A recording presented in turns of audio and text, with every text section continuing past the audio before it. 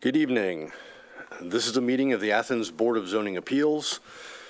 The time is 7:01 p.m. and the date is October 10th, 2023. At this time, I will call the meeting to order.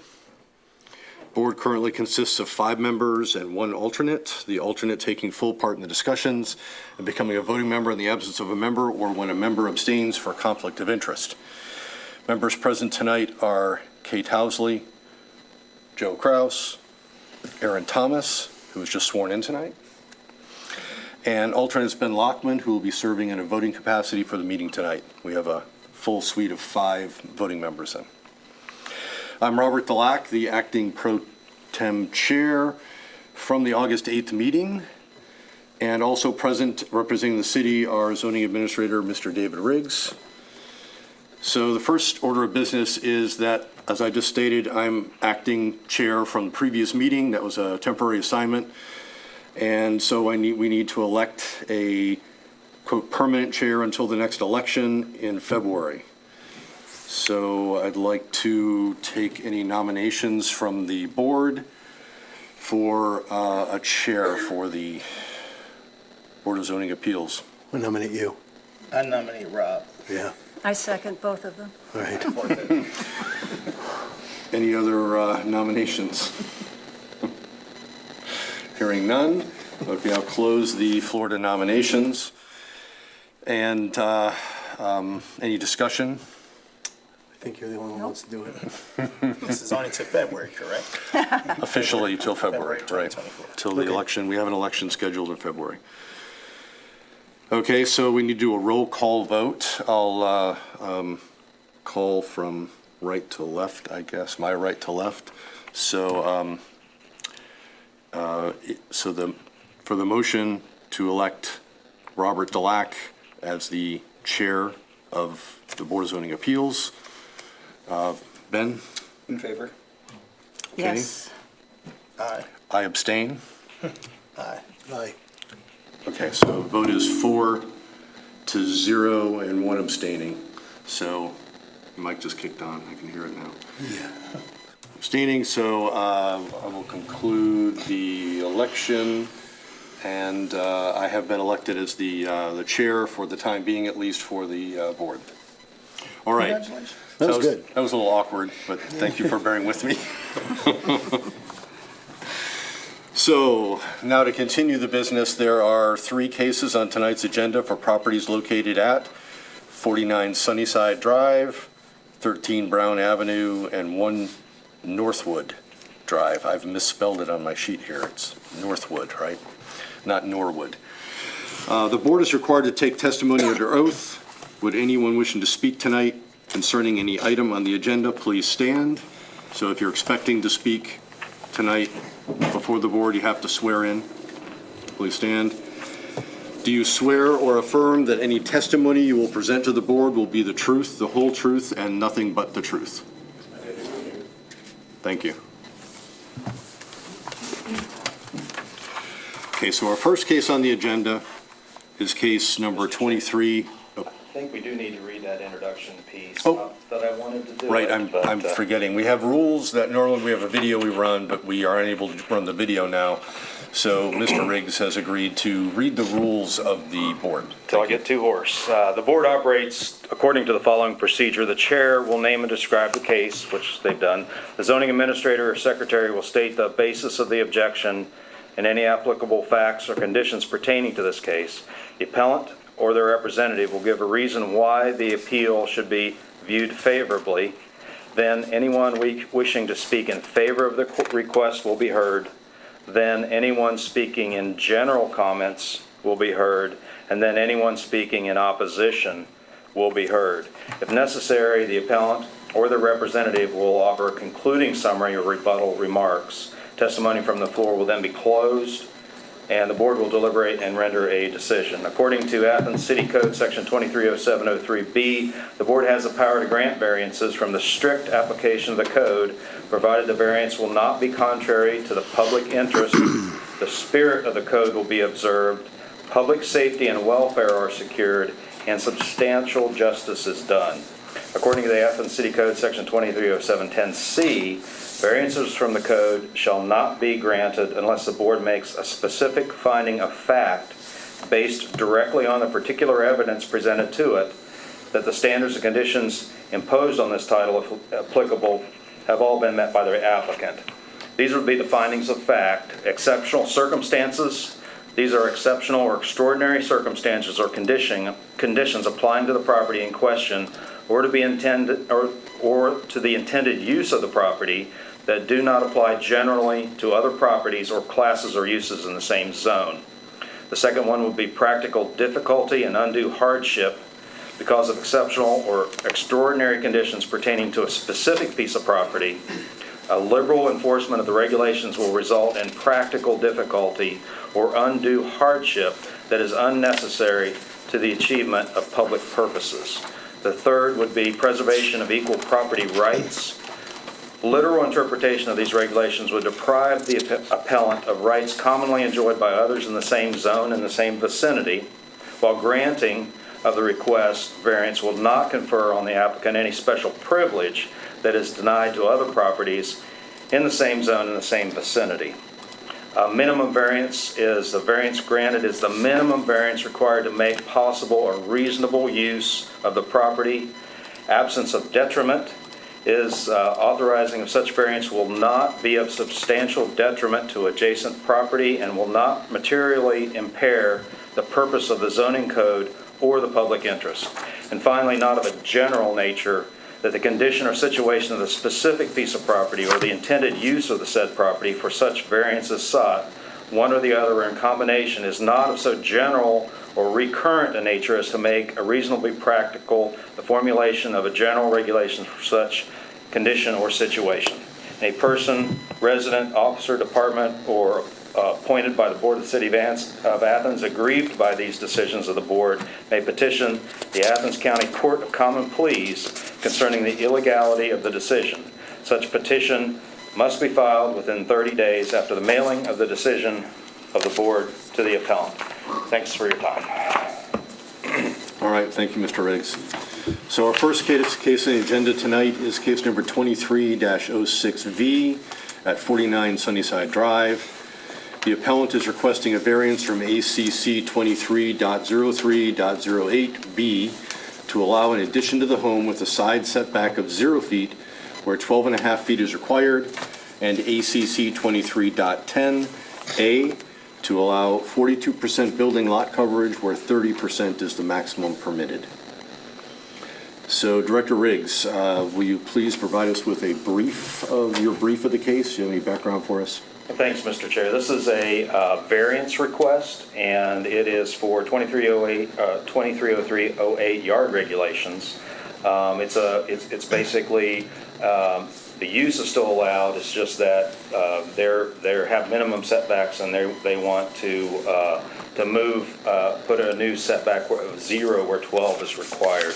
That would be 2308 yard regulations. The side street setback line of any corner lot previously platted, not less than 1/2 the average depth of the minimum front yard required on any adjacent joining front on a side street. That's where the 12.5 feet comes in. And then the second one would be to allow 42% building coverage where 30% is the maximum permitted. We have two, I know you guys know this, but we have 2 lot coverage things that we look at. One is structure coverage, and the other is total lot coverage of impervious area. So we're talking that one of 60% is fine for this. It's the 30% maximum that we're talking about of structure coverage on the lot. One question there on the setback. Is that a setback from the city right-of-way or a setback from the sidewalk itself? That would be from the city right-of-way. And the sidewalk generally is going to be close to where the right-of-way is. Typically, it's 1 foot inside, but that's not always the case.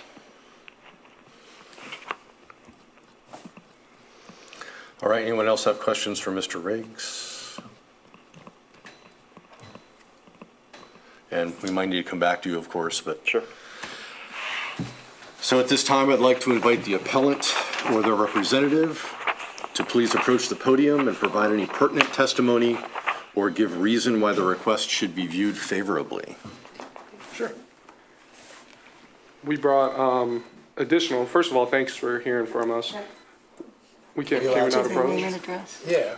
It's material for the case, Yeah. right? Thinking back, people, Sorry, Gibb. this was smart to use a computer. We should have used technology. I don't know why we went old school. We could have saved some paper. Can they do their name and address? Oh, man, I don't know what people are doing when they come to the thing. So before we get started, if you can make sure you give us your name and Yes, sir. address. Yep. My name is Kyle Barlow, and this is my wife, Sierra Barlow. We reside at 49 Sunnyside Drive. We are the owners. And basically, in this packet, I want to include, I didn't try and put too many repeat materials from the previous appeal and the application. But we did include a number of things, including letters from landowners and homeowners that are adjacent to our property, and also an additional narrative statement that addresses 23.07.08D5 of the code, and we addressed each individual A through G in this extended narrative statement as well. So those are new materials, along with overhead shots and things that if we have any questions, I would love to provide. So the main reason for the appeal, our family is growing. We obviously now we have a son, so we have a 3-bedroom house, and we have 1 son already, and we're expecting 1 on the way. And our house is one of the oldest ones on the block. It was the original farmhouse on Sunnyside and Watt, which was not named Watt back then, but it's one of the original houses. So it was 1907, and obviously it's not very modern. And the inside is very compartmentalized into rooms, and especially on the first floor, which we'll be doing the addition. So we wanted to modernize the inside, make it more of an open feel. And the key thing with that is we would be 3 bedrooms for 3 people upstairs, which we think is very reasonable. And we would have an area for guests now downstairs instead of, because we're converting our guest room upstairs into a baby's room. And the big thing, like the last family who we bought the house from, loved the house, just grew out of it, right? We love our house, we love our neighborhood. We don't want to grow out of it. We don't want to move. We like it there. And so I think the big reason for the appeal as well is not only the family size, but my wife works from home. So we do have a not a manufacturer, but not a very good office space. So this addition will allow for an office space for her to work from home, which is, I think reasonable is thrown around a lot in the code, and I don't think it's very unreasonable. Looking at statistics, around 50% of people as of December in 2022 report doing some work from home. So I don't think that's very unreasonable, and also I don't think it's unreasonable to have 3 bedrooms for 4 people in a house with the addition of a space where guests can have some space. The addition, as Mr. Riggs stated, it will not be in the right-of-way, but it will be in the 12.5 feet outside of the right-of-way. And I think we live in a unique situation because we are on the corner, and the lot size, the setback is already, we have a setback of 131 inches to our garage, and we're asking for a setback of 111 inches, so it's 20 inches within, so it's not going to impede any existing structure. I think it would afford us the same opportunity as most of our neighborhood, and I made those comparisons on page 3 on the back. There's a lot of houses and homes that are within that setback on Watt Street specifically, and then Shannon Street as well, which is another intersection of Sunnyside.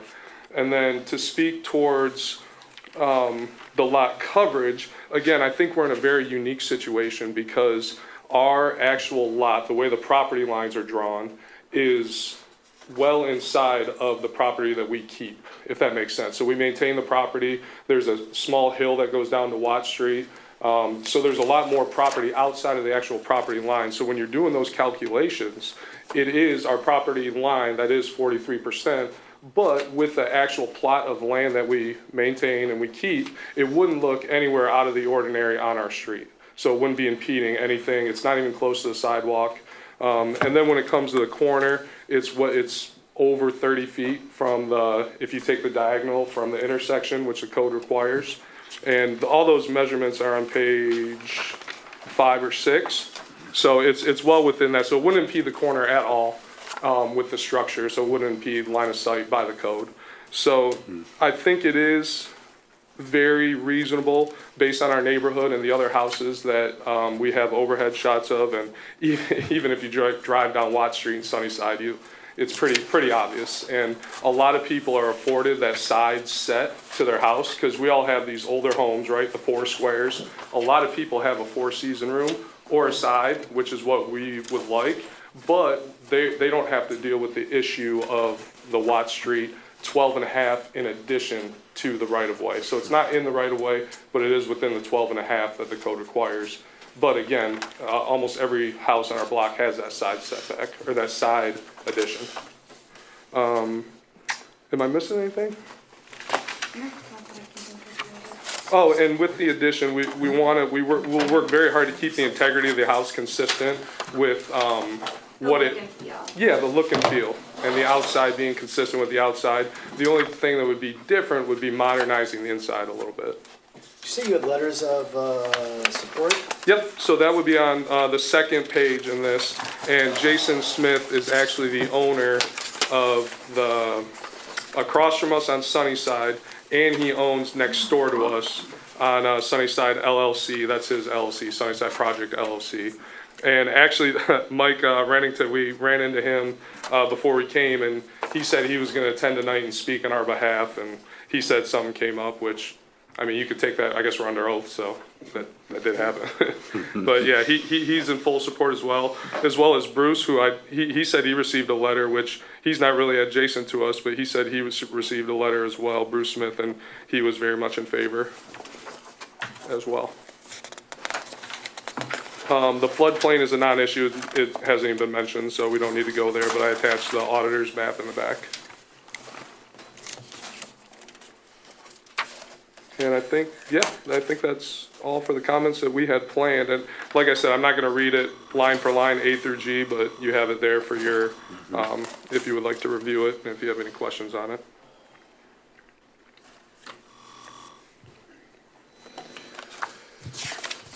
I have a question. The addition would be, it looks like pretty much flush with the garage, the side of the garage? Yep. It's actually 20 inches inside of that setback. Okay. So, and that would be on that map that I did on Microsoft, which was very tedious, but you can see that the setback is 111 inches for the garage, and then this addition would be 131, so you get a lot, 20 more inches of setback. So the room addition is the length of the house, and the depth is just gonna come out flush with the garage. No, it's gonna be inside of where the garage is at. That one is not to scale, because it was Okay. very tough, but it'll be where the existing fence is, but it'll be inside of the existing. I rode by there trying to picture, we got the notes the other day, I rode by trying to picture it, like, so it's nice you explained it. Yeah.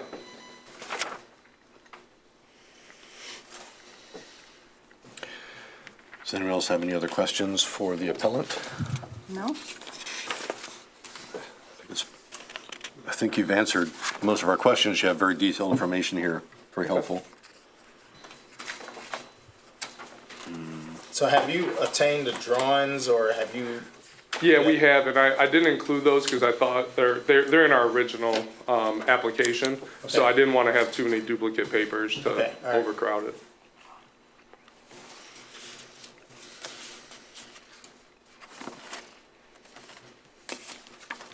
So Mr. Riggs, the drawings he submitted to the city, is that pretty close to the scale of this that we have in front of us? It is, yes. Okay.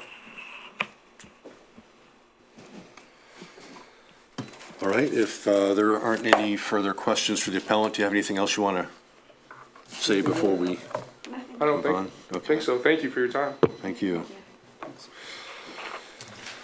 So is there anyone present who would like to speak in favor of this request? In addition to the appellant. Okay, anyone who wishes to speak in general comment about this case? Hi, I'm not sure. If you need to come to the podium. You need to come to the podium, ma'am, say your name and say your address, please. Yes, thanks. Hi, Ann Ladati, 1 Northwood. I'm just a little bit later. But I would actually like to give my support for rethinking setbacks in general.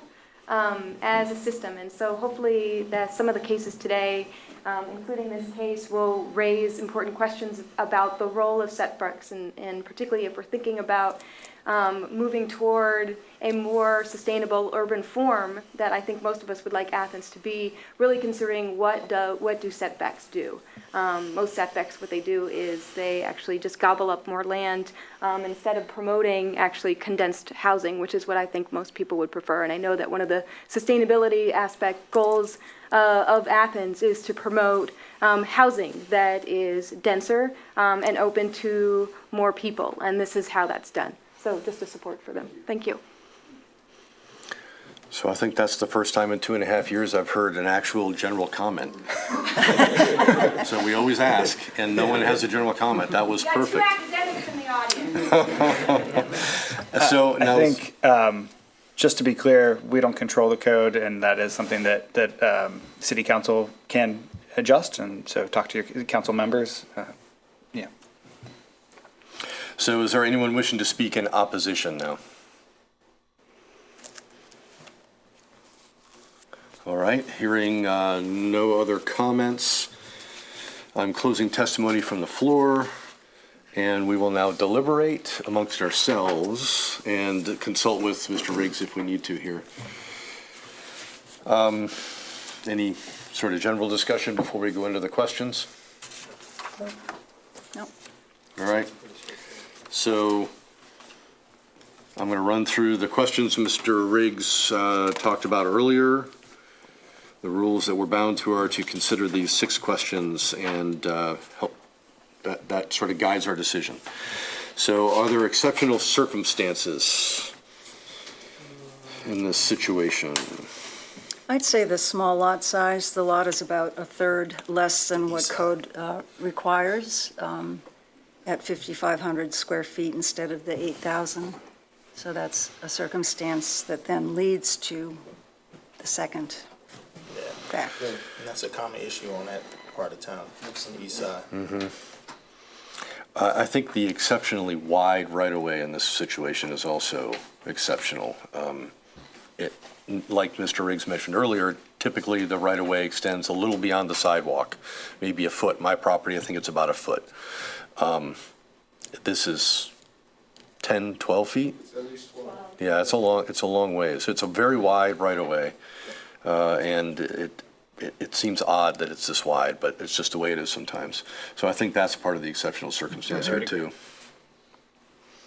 Anyone else? Exceptional circumstances? Yes. So yes. Practical difficulty and undue hardship.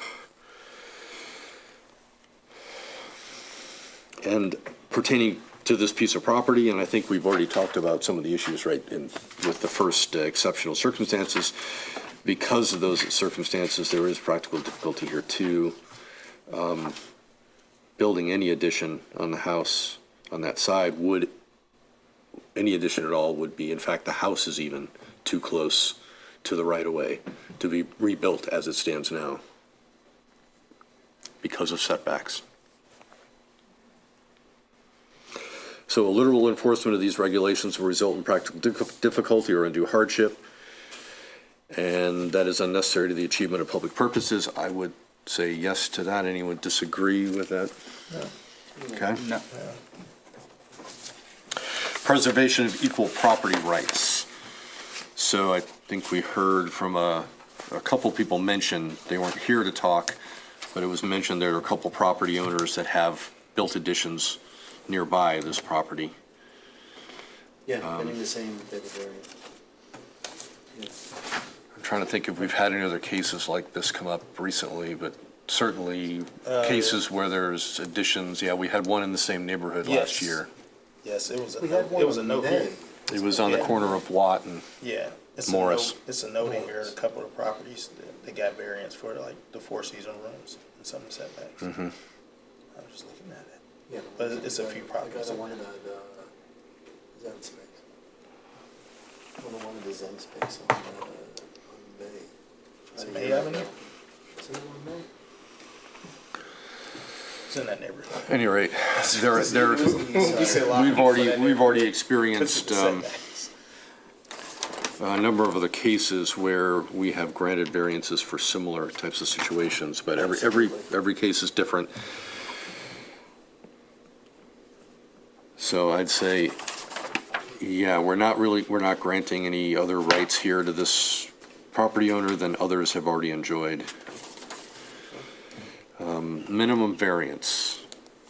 So variance is granted is the minimum required to make possible the reasonable use of the property. The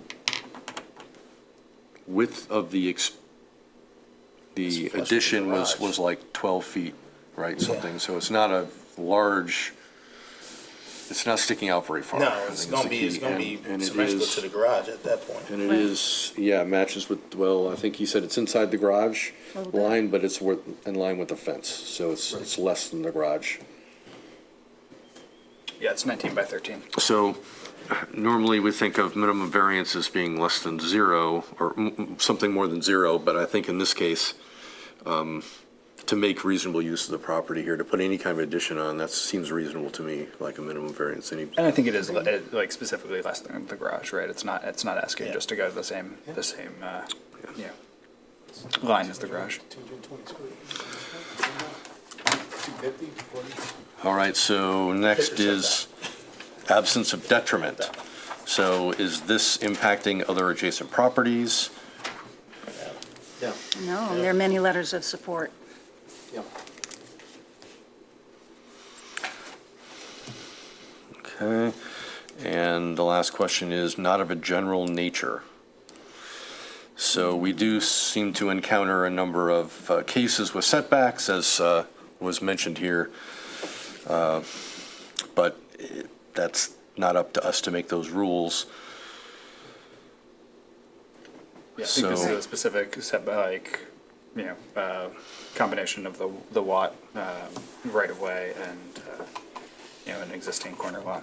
So, I do have one question, just along the sidewalk. Mr. Riggs, do you know I think that's a pretty old sidewalk. If the city was to replace the sidewalk with a new one, do you know by any chance what the normal depth of that new sidewalk might be? The width of a sidewalk is typically 4 feet. 4 feet wide, and then they actually break it into 4x4 blocks. Yep. So Okay. So we would still, the city would still have. probably keep it in Plenty. the same place, yeah. There should be plenty of room to work with, yeah.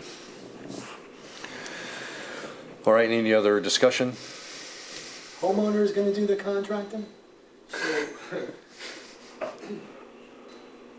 My off time is in August, so when we first applied, I didn't know that this was gonna be this long of a process. So I was planning on doing a lot then, but both our fathers are retired. My dad actually put an addition at his house up in Michigan, so he's gonna help a lot with that, and then some friends around here as well. The baby, the son? We're gonna put him to work, man. Sad to ask. All right, would someone like to propose a motion? I'll make a motion to grant variance for property 49 Sunnyside Drive, variance from ACC 23.03.08B to allow an addition to the home with a setback of 0 where 12.5 feet is required, and to grant a variance for ACC 23.10A to allow 42% building lot coverage, whereas 30% is the maximum permitted. I will second. All right, we have a motion and a second. Any discussion, last discussion? All right, call to a vote. All in favor, raise your right hand. All right, that's 5 votes to 0. You have your variances. Thank you. Have a good basketball season. Thank you.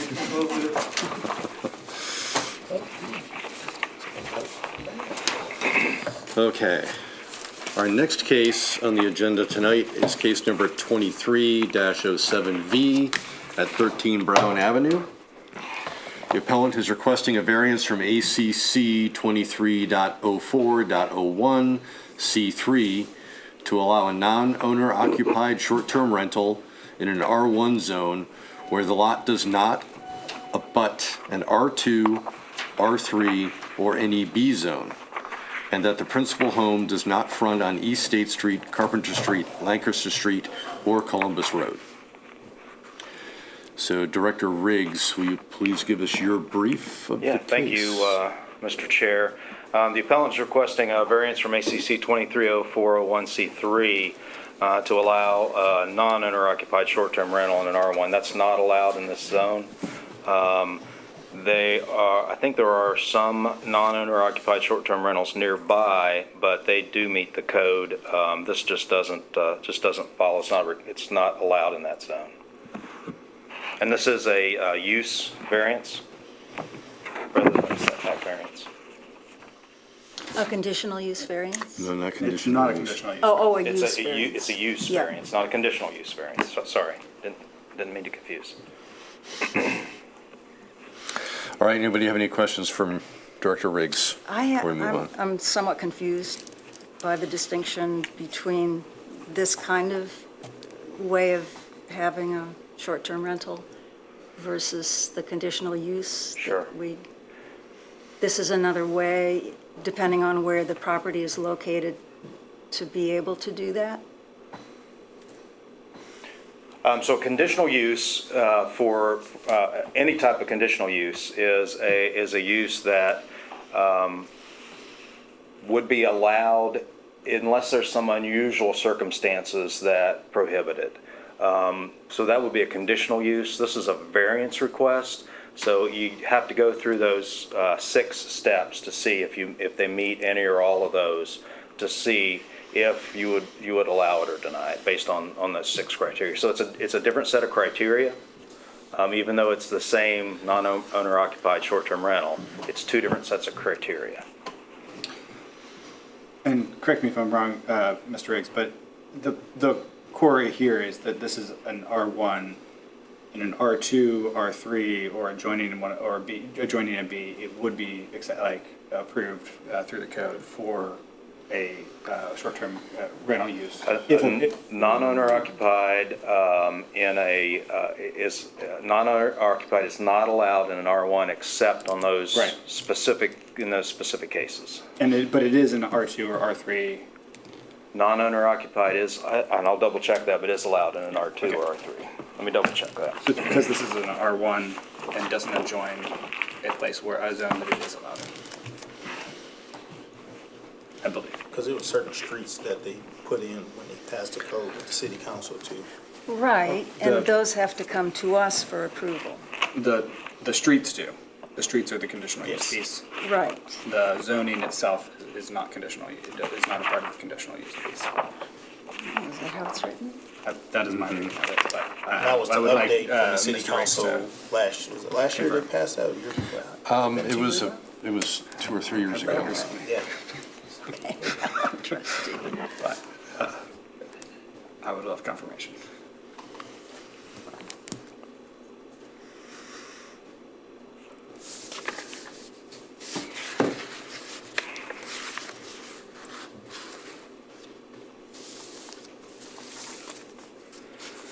So Brown is R, though. Brown is R. Yes.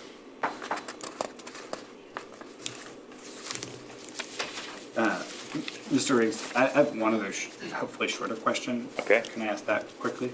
Yes. The narrative requested a term to this, as in like for this school year, for the rest of the school year.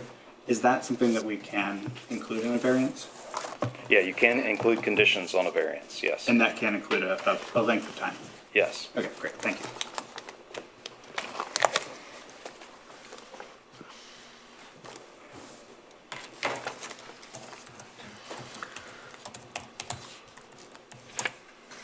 Yeah, here. So in an R2 zone, it's any principally permitted use in an R1 zone except as specified, so it would begin in R2. Yeah, okay. Thank you. So I have one question. Looking through this paperwork and. Is this for me or Mr. Riggs? Go ahead. Yeah, we'll get to you in a minute, hopefully. Sorry it's taken so long. Mr. Mitchell, he's saying that he's only wants this for a short-term rental until July 30th. Does that have That's, any- yeah. That's a question The of terms? terms. Okay. I'm sorry, I'm confused too, but we'll get there. Okay, go ahead. All right, any other questions for Mr. Riggs? We're done there? All right. At this time, I'd like to invite the appellant or his representative to please approach the podium. He's already here, and provide any pertinent testimony or give reason why the request should be viewed favorably. And please introduce yourself and tell us where you live. Absolutely. My name is Matt Mitchell. I currently reside in Oak Park, Illinois. My son is attending here. He's a sophomore in the education department. Grew up loving this area. I met my wife here, came down, watched her swim as a captain, came down in 2005 when she was inducted in the Hall of Fame. So we're very tied to this community. When we were down here the last few times, we'd always end up getting a hotel room, and we drove around looking for houses. I've bought a couple of rental properties in Chicago, but I always wanted to own a house in Athens because I love this community. I wanted to live here, eventually, bless you, retire down here. And so when we were driving around on a visit with our son, we found this house in a neighborhood, fairly dilapidated. And then on further investigation, it apparently had sat vacant for 10 plus years as an eyesore on the street. Really? So I got a real estate agent here, started doing some research and put in an offer. We had an offer accepted in December. Our assumption was we were going to be able to close, within a month or so and start work on it. For whatever reason, the previous owner, her passing, tied this thing up, and we didn't end up closing until April. So we lost several months in being able to renovate the property. Used Chris Hickman. I don't know if you guys know that guy. He does great work, Hickman Renovations, but very busy guy, and so he got it done as quickly as he could, but we missed our window of potentially renting it to college students for the year. So our whole intent was to buy this as an investment property, have our son and his roommates live there, and then continue renting it to other college kids. I myself, I went to Ohio State and lived in fairly dilapidated housing as a student, as my wife did here. And so when we fixed it up, we put a lot of resources behind it. We restored all the heart pine. We redid both the bathrooms, the kitchen. It looks like a new house. So I think it'll get another 100 years, put a brand new roof on it. So that was kind of my request as a financial hardship, is to be able to rent this as an Airbnb to all the parents like me that come down every weekend, be able to walk to Court Street and visit their kids at the bars and then walk home and not have to drive out to a hotel that they pay $300 a night for and not have laundry services. So that's my ask, long and short of it. I realize it's not accepted in R1. I talked to various neighbors. No one objected. They were all very supportive of it. In fact, one neighbor who works at OU, Nate Beal, said it would be great for his parents when they come into town from New Jersey to be able to stay there. So, obviously we would be doing this on a short-term basis potentially, as I assume my son will want to live there with his roommates, although it's not a big house, it's only a 2-bedroom. But so that's kind of my plea for tonight, and in my hopes that you'll consider this variance, even if it's just for a temporary variance at that. And I apologize, I didn't make printouts for everybody, but I did, in my application submission, I did have photos and all the details. We Yeah, won't we stand, got 'em. You did fine. Yep.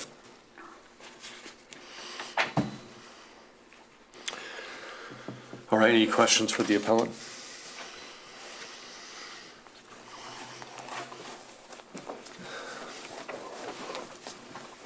So I don't think we've had a case like this with a term.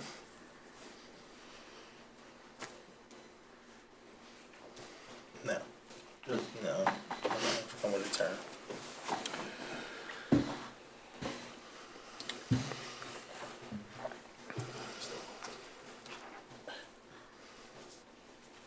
I don't think I have any questions. No.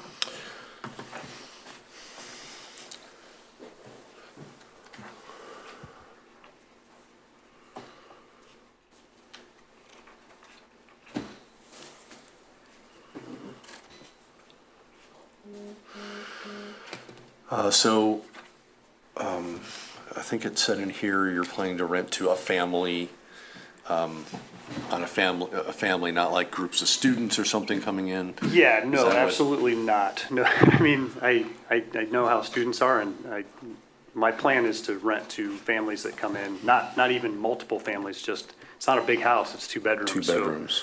So maybe 2 couples could share the house if they were coming to visit and they were friends and both had kids that were at OU, I suppose, but, yeah.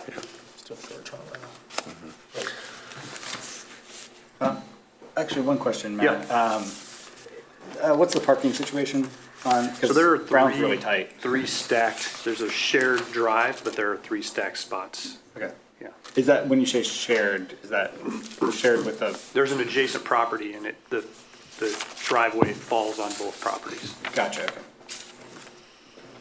So we here tonight is the request for short-term rental until June of next year or July? In July of next year, yeah. And then it will go into what? August 1st, it would be a long-term rental. So, Is there a rental permit in place already for this property? Or is that something you have to? I haven't gotten the rental permit, but we did have the inspection and that passed. Yeah, the code, So- the code, you've been dealing Oh, with is the code that- officer, so I would think So is that, they would have a rental. well, I thought that I would have had to either, 1, apply for this variance, or 2, apply for a long-term rental application. Yeah, I'm not sure. Do you So know what the if status dealing is? with code, he would have to. Yeah, so the way we looked at this with the new regulations for short-term rentals, you can apply for a short-term rental permit or a long-term rental permit, and then you can also switch partway through the year. If you tried to do a short-term rental and it didn't work out, you wanted to go back to a long-term rental, we do allow that switch back and forth between short-term and long-term. And so there's not been a rental permit For this I think there property, was and it expired. expired, Yeah. okay. And it looks like you guys did do a inspection. We did. And they corrected any Yeah. violations that were. Correct, right. yes. Okay. Mr. Chair, I would note that 230703 subsection B2 allows for conditions to variances. So you do have the right to grant any kind of condition you see fit. Okay. By condition, you mean Tom? Could be. Not specific, Yeah. right? Could be time, yeah, Okay. in this case, like in this case, yeah. All right, any other questions for the appellant? Thank you very much. Thank you. Is there anyone wishing to speak in favor of this request? Come forward and state your name and where you live and, Yes, my name is Bill Irvin. I'm from 2500 Fisher Road, Athens, but I own the house across the street at 14 Brown. And I'm definitely in favor. I didn't even know he had a term on it as a short term until mid next year, until he can have his son rent there long term. But Brown Avenue, I don't know if you're familiar, but there's a lot of eyesores on Brown. And, you know, any help down there is a good idea. You know, I know we don't abut any of these other places, the B2s or anything else that would allow them to have this under the regular code, but realize that he is on the west side of Brown, and as the crow flies from the corner of his land to like Stumac, it's like 450 feet. So it's not very far, and those are commercial spaces, and Miller's Chicken, Stumac, Tavolino's, the Cider House. So it's all right there, and there's a lot of mixed-use properties that are very close as well, right on the corner across from Stumac. So it really is adjacent.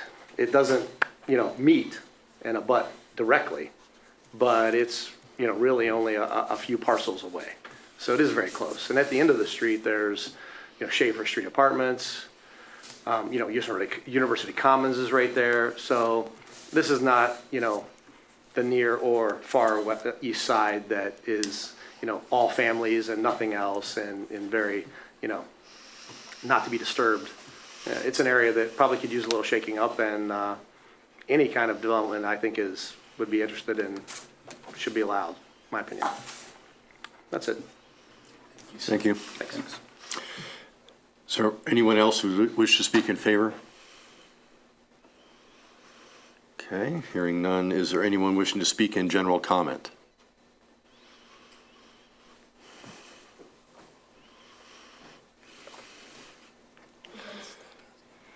Ann Ladati, 1 Northwood, hi.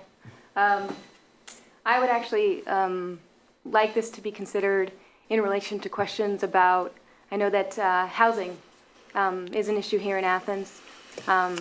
We have a large proportion of people that are below the rate of poverty or near it, and I think anything that prevents people from home ownership, as much of home ownership is dedicated to rentals, and particularly, I'm sorry for out-of-towners that actually aren't here in Athens, rather than people in Athens.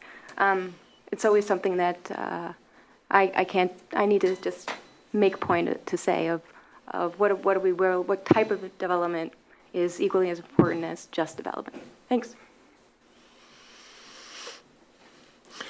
Sir, is there anyone wishing to speak in opposition? All right, hearing none. So I'm going to close testimony from the floor, and the board will now deliberate. So before we get into the questions, any discussion? Anything we need to clarify? No? So we're just running something through a particular date.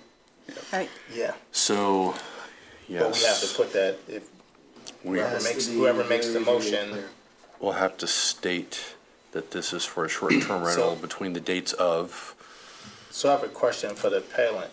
If you can come back up to the microphone.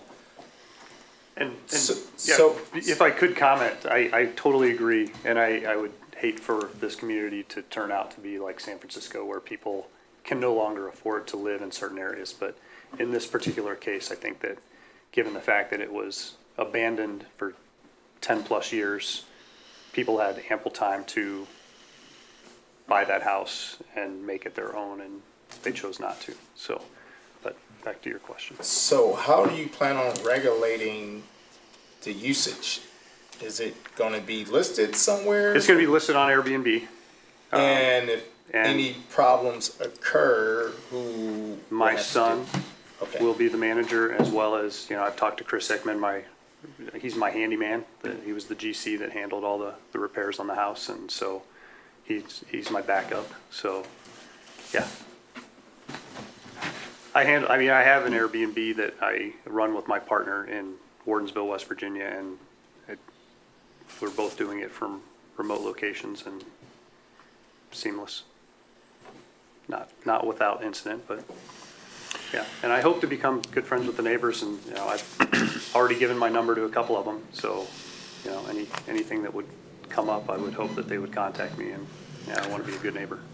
yeah, I'm sorry, I should have allowed you to provide some rebuttal That's or okay. comment at the end there. I mean, I totally agree with her, and and I hope that as a board and as a village, you guys are looking at that, not just saying, this zone has to be dedicated to long-term housing, but looking at the amount of people who are not able to afford to live in certain houses, or if there is a shortage of housing, and if that's because of people coming in, and whether it's student housing or that's taking up all the houses for the residents that live here, or if it's an Airbnb situation where out-of-towners like me have purchased a house that should be otherwise lived in by a resident. So, thank you. Okay, so any other discussion before we get into the questions? No. All right, so are there exceptional circumstances?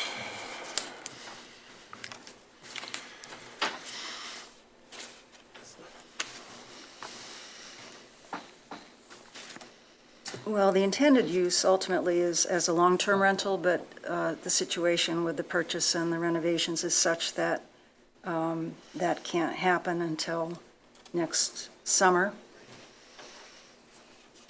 So that's the exceptional circumstance then, is the time frame. Yes, Is that it would be sitting vacant again It's not vacant for 10 that years. period of time, yeah.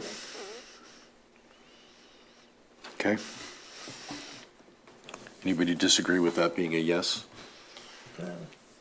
for exceptional I'd say it's a circumstances. soft yes, but. Yeah, I It's think not as it's strong. soft yes, but yeah, I'd say yes.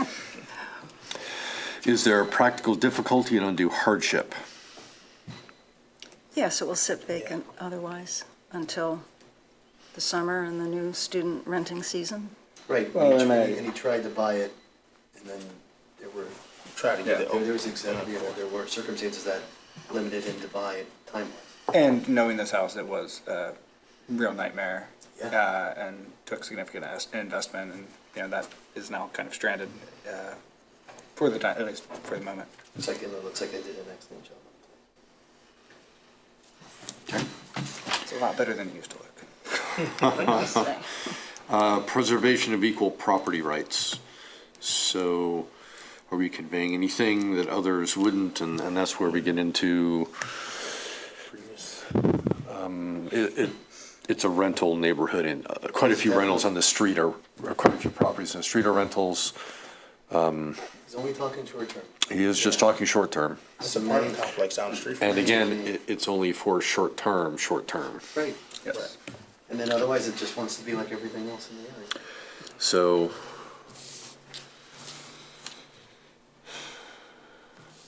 Only concern No I deprivation. have, sir, is with these short-term rentals with being out of town. Yeah. You know, I would be a little more comfortable if, you know, If I lived in if there was Columbus, some type of, you know, if your son gave his phone number to the, you know, the police, as that he would be the contact if there was an exceptional circumstance Yeah. happening during that 7 or 8 months. no, that would be my intent. Since you, so, you know, since Yeah, you're out of yeah. town, I think that's the only thing I would really want. You know, somehow so that all, you know, you guys would have a way of getting hold of them in those. Keeping in God mind, forbid moments. he is Generation Z. And I'm an He'll be, Xer, so. in all the times I'm thinking about, Responsiveness. sir, he'll be awake.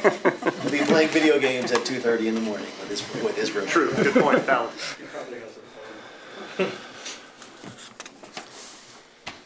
all right, is it a minimum variance? Yes, it's very short term. Oh, yeah. I think it's Yeah, as I think minimum as we could expect in Very this much so. situation. Checks that box twice. Absence of detriment. Have we heard anything from anyone opposed to this? No, we have not. No? It doesn't seem like it's going to impact the neighborhood. You know, in general, I Neighbor's think, happy. yeah, in general, I think short-term rental does take things off the market in some way for like the general comment we had, But it's for 9 months. but it's for a temporary situation. So I think that that would be my only concern, and I think that's alleviated by the short-term nature of this request. And is it not of a general nature? I'd So say, it's pretty specific. yeah, Right. pretty specific. You know, in the short term, Rob, they're not, you know, they have the 3 parking spaces there. Yeah. So it's not as if it's gonna contribute. There's a lot of street parking on Brown, so that won't be a big issue at all. So as a long-term rental to Mr. Riggs, they don't need any other variance for parking or anything, right? It's I don't ready. believe, I'd have to check, I don't believe they would, no. Yeah, well, I mean, long term, it's. Could be long term. Yeah. Pretty easy slam dunk, they get the permit. Yeah. Okay. I would think as long as we just, tag it with, time specifics. Yeah. Yep. Okay. Because the majority of the properties over there are rentals. Yeah, Vast For sure. yeah, yeah. Vast. Yeah. So would someone from the board like to propose a motion? Yeah. I move to grant a variance to the property at 13 Brown Avenue from ACC 230401C3 to allow a non-owner occupied short-term rental from November 1st, 2023 until July 30th, 2024 in an R1 zone where the lot does not abut an R2, R3, or any B zone, and that the principal home does not front on East State Street, Carpenter Street, Lancaster Street, or Columbus Road. There you go, Ken, that was good. Solid. I second it. All right, any further deliberations? No, Ready to take a vote? Yeah, I'm ready. Ready. time limit on it. Okay, all in favor, please raise your right hand. Time limit, sir. And you have your variance, 5-0. Thank you for your time. Limit. You done? Now, Mr. Riggs, would they have to come back and get that added in there? They would have to have that time limit on there. On the permit, On the permit. Right. Okay. Right.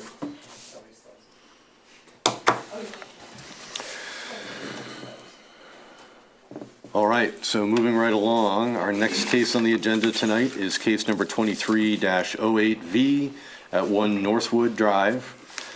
Appellant is requesting a variance from ACC 23.10, Table A, to allow a fence with a 1-foot setback where 25 feet is required. Director Riggs, would you like to provide us with your brief of the situation? Yeah, thank you, Mr. Chair. There's actually two parts of the code, the ACC 2310 Table A, which we call bulk controls, but there's also 230314, which talks about fences, walls, terraces, and stoops. And if you let me read that for you just real quick. Unless specifically noted, provisions of this chapter do not apply to fences, terraces, or walls. So that means that a permit is not required for a fence typically, except and they said that, however, no fence or wall, regardless of height, shall extend beyond the building front setback line in accordance with these zoning standards and regulations. So this is where they're asking for the variance is from both ACC 2310 Table A and 230314. If it was a fence that was less than 6 feet in height and it was not in the front setback, we wouldn't even be asking for a permit on this. So this is something that's typically allowed, except that we're in that 25-foot setback in the front. And I would also like to submit on Monday we received a email correspondence on this From Tom a Wolf. neighbor in support of the Yeah. variance. I'll read this when the time comes here into the record. You got two of them. Was that the same one? It's the same one that we received on I'm glad email. I didn't know So you we did already got receive it. it on Thank you. email. Okay, all right. Thank you for giving me a copy, though. It's easier to read this way. The east side. Okay, any questions for Mr. Riggs? Mr. Riggs, the issue here is the height of the fence, is that correct? No, no, I don't think they were going to go over 6 feet in height on the fence. It's that there's a pretty large right-of-way in front of their house on, their house fronts on Northwood Drive, but they're also at the corner of Northwood and Columbia. So they've got a pretty large front yard right-of-way there. So it's in that. It's in that right-of-way. It's in that, no, it's not in the right-of-way. It's in the setback We just From the looked at, setback from the right-of-way. from the okay. right-of-way. Okay, we just thanks. had somebody come in with a gate for that street 2 years ago. So repeat that again, what was We it? had somebody come in for a gate, but it had to be a certain height for that neighborhood, like 2 years ago. I must not have been here for that. Now, I don't think you was, it might have been longer than that, but Yeah, I don't remember that I remember that area and setback and the gate. I have a photo of that. The gate. All right, any other questions for Mr. Riggs? This is not my first night, by the way. Been for 6, maybe 7 years. Wow, wow. So at this time, I'd like to invite the appellant or their representative to please approach the podium and provide any pertinent testimony or give reason why the request should be viewed favorably. And then please introduce yourselves and state where you live too. And I had a power back too. Nicholas Carrianis, 1 Northwood Drive. Ann Ladati, 1 Northwood Drive. And thank you, Director Riggs. Thank you, Board, for hearing our appeal. We had, oh, perfect. It's up there. You can see we have a little slideshow. So just to give an overview, we're requesting a temporary solar fence, meaning fence posts that are 6 feet, spaced out 18 feet apart with some aluminum wire to deter deer from eating our vegetables that are in the front yard. And just for frame of reference, as Director Riggs pointed out, we have a substantial right-of-way. Just to give you some context, we're talking about putting our solar fence 25.3 feet away from the middle of the road, or 16 feet from the edge of the road along Northwood. So 16 feet or 25 feet from Northwood. That's the the distance from the road that we're talking about. This is the fence that the gentleman spoke of before we purchased the property. So this apparently was approved at some point in the past. When we purchased the property in 2021, we removed that. So that no longer exists. We actually took that down. We've planted native plants, trees. We've put in a vegetable garden in the front yard. We have more native grasses and things to come in the years, hopefully, if the deer don't continue to decimate our vegetables and plants. You can see we tried to use cage coops to protect our vegetables, but it's been unsuccessful. They've had a go at the tomatoes. Here's just some evidence of some of the destruction that the deer have made. Unfortunately, our house is situated in that the front is our only area we can have a vegetable garden because of the beautiful oak tree in the backyard. Just is a wonderful tree that we don't want to cut down, but that's the only shaded spot. So this is the only viable spot for us to have a vegetable garden, and the only flat spot on our property to have vegetables. So yeah, so this is the extensive damage. Mr. Mullins came out to draw up, kind of where we could theoretically be having our fence, and you can see the kind of the large, fairly big right of way, 50 feet or so from Columbia, and I think I'm trying to think what Director Riz could tell me what the right of way is, 40-some feet from Northwood, so it's pretty substantial right of way on our property, which is why we're here. You would also point out that that's unusual for the street. Yes, that actually is unusual for the street in terms of other homes having different right-of-ways and much smaller right-of-ways than our property. So this is again, I've got a better schematic in an upcoming slide, but essentially we're looking to enclose just our vegetable garden in the front to protect our plants from the deer. And just again, this is the aerial view of our properties.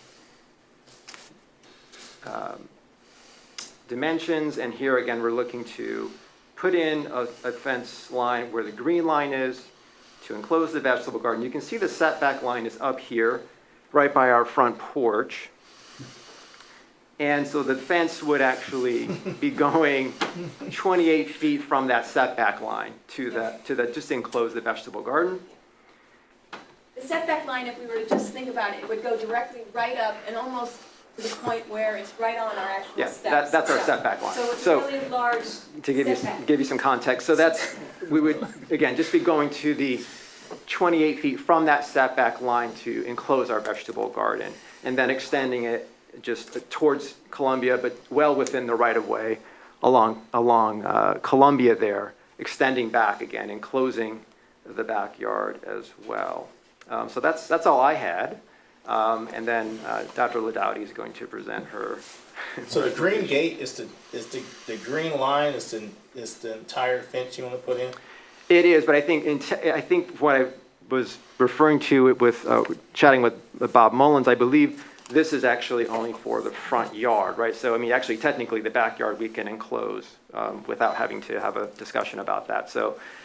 That will continue just to protect our native plants back there if for some reason our appeal isn't granted for the front yard. So that plan will still happen. But yeah, this is only for this section. I guess I could outline it here, but it's only for this little front part here. The green section is what we're discussing today. And can I stress that this is temporary? I mean, we want to give our plants a chance. That are supposedly deer resistant are eating our rhodies and azaleas, so it's not being effective. So I think the solar fence might be more effective, at least in the short term, until they hopefully learn to stay away. But I'll let Ann take over. Hello, everyone. Hello, audience. I figured I would give a little bit of context to particularly what we're doing and why we think it's so important. I know this is unusual for a board where usually things are heard in pretty numerical terms. So I'd like to, if I may, as a human environmental geographer, provide a little bit of background about why we don't only think that we should be able to, by the accordance of the rules of the law of Athens, but by broader understandings of what kind of world we would like to live in. So I hope you will just give me a few minutes to speak to this idea. So I want to first talk a little bit about the three major things about why we're doing this. Why we got rid of our entire lawn, why we want to plant a food garden, and why we're okay with doing it in our front yard, and why in particular we'd love a broader conversation about why we continue to have setbacks, as I've already kind of alluded to. I just want to point out two really important components that are from the Athens Sustainability Action Plan. Just as a note, I wrote to Sam Kroll about this, who came out to our property as well, who showed also support for us having growing food in our yard and having a fence.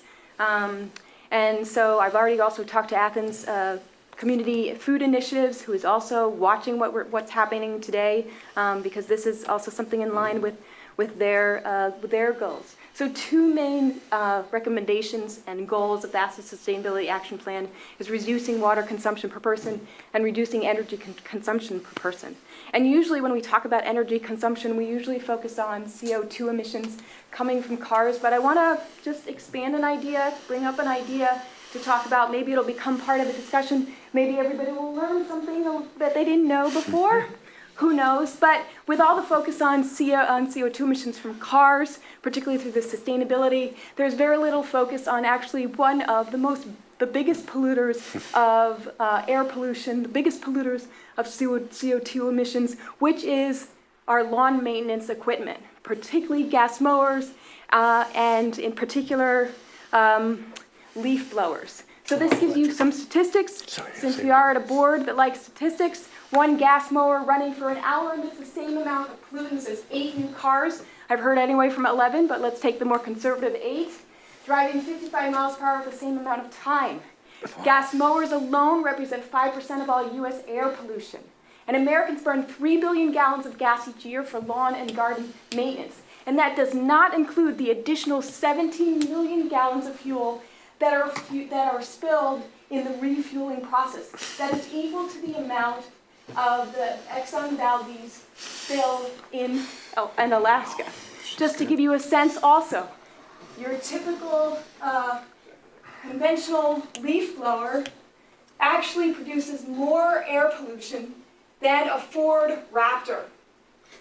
In some cases, such as the Echo 2, this can be much as 300 times more non-methane hydrocarbons, and as an increase of nitrous oxide. And I know most people are thinking, where's the CO2 in here? But to give you one sense, nitrous oxide, a pound of nitrous oxide contributes to warming the planet 300 more times than a pound of carbon dioxide. So nitrous oxide is incredibly important. So all of these impacts of air blowers, all of these maintenance issues are something that oftentimes we're not talking about. And perhaps Athens can consider some of the uses that it does its own property. I talked to these gentlemen who were doing this outside of our property last week. And I just want to notice, because of the natives that we have in place, because of the low-growing plants that we have in place that don't require any maintenance, I asked them, which house on the street did you not have to go ahead and blow any leaves on? Ours was the only one. The other thing that we can consider is all the fertilizer that goes into maintaining lawns, all the pesticides. All of these have led to a dirge of an ecosystem that is not diverse, is killing our local ecosystems. And that doesn't even include the amount of water. There's about, the water that we use to irrigate our lawn is more than we use to irrigate any crop in the United States. And most climatologists are not actually worried about even all the damage that we're doing through lawn maintenance, but actually just the presence of lawns itself that occupy 2% of the land in the United States. And if we think about all of the things that we could do with a lawn, instead of grass that doesn't absorb carbon, that has shallow roots, we could plant it with tall grasses. we plant trees that have a much more ecological response, particularly in this idea of climate change.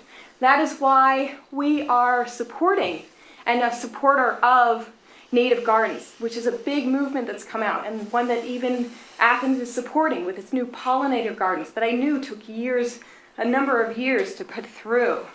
But it's not just native gardens, but increasingly there's a push for making sure that our lawns and our gardens are also productive, and that's growing food, and making sure that our lawns are not just ecological sustainably, but they are food secure, that they forward a food first notion.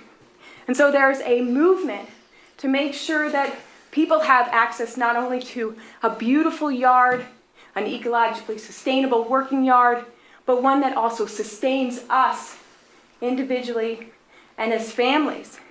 And I love this quote by Fritz Hoag, and I just want to read it very quickly, if that's okay. How are we doing? It's like my class. You should have a time, ma'am, you should All right, have. okay. Ma'am, you should All have right. a time limit. All right, too much. All right, Take a step off the soapbox. Okay. But it's also something that Athens promotes itself, is edible gardens. So all we're doing is promoting what Athens itself is suggesting that it promotes. So ultimately, I want to just bring out the idea of why setbacks are problematic, and they use up land. They don't allow for creative use of land, productive use of land, ecological use of land. So regardless of what you decide today, this is my last slide. It's like my students, I think, want me to finish up. Regardless of what you decide, Nikos and I will continue to use our garden as a protest and be defiantly compassionate. Thank you very much. You're welcome.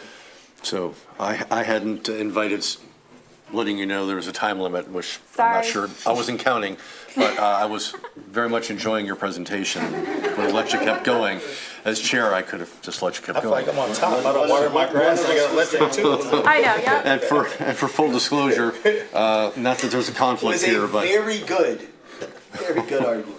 and for full disclosure, not that there's a conflict here, but my wife is chair of the city's commission on environment and sustainability, so. I'd like a seat on that chair, I think, on that committee, I think. If you're gonna stick around a little bit afterwards, I'll put you in touch with her, so. Okay, so is there anyone wishing to speak in favor of the request that's present here? All right, Weren't you saying something about if we grant this, it was time specific, it was temporary? Did I hear that? Temporary. On- The fencing was temporary. The fencing is temporary. oh. But I won't you didn't have a garden catch that every year? detail. What? One every year? That's what I was kind of lost when he said Yeah, I'm temporary. confused. He by bought a temporary. In the back, when we're the full enclosure, because you had asked about the full fence. Yes. So the full fence in the back, we're waiting for our natives to grow up in the back. Okay, all right, okay. And that would be the fence basically, once they get tall enough. Basically, right? The fence is nothing that, I mean, again, it's just driven in with the Yeah, fence okay, striper and right. can be removed quite easily. It's not, it's that. That's what I was, when you said temporary, I'm confused. Yeah, thank you. All right, any other questions for the appellant? I guess I should have Nope. said that. Okay, so we do have one email that came in for the commission that's in support of this, and I'll read it now. So it is from Tom Wolf at 154 Columbia Avenue. His property is less than 100 yards from this property at 1 Northwood. He says that the proposed fence at 1 Northwood goes around a garden and is marked by posts that the code office put in. It is at least 8 feet from the edge of the roads and at a higher elevation than the roads. I see no safety issues at all, and it would not affect visibility. Leaves room for pedestrians to step off the road if desired. I see no problems at all with this fence. That was quick. Boy. Quick to the point. Can appreciate what he was saying. All right, so is there anyone wishing to speak in general comment other than the appellant? This is more general comment than I've ever had. Yeah, wow. We got some smart people in the room today that can speak in general. So state your name and you know the drill. It's John Katowski, and I live at 14 Northwood Drive. So, so first of all, I would like to say that, you know, it's always something that really appeals to me when I see people investing time, energy, and money into their properties. And so, and we've talked about that a little bit here on all three cases, I think. But in particular, they're doing a lot of work on that property. And so I appreciate that.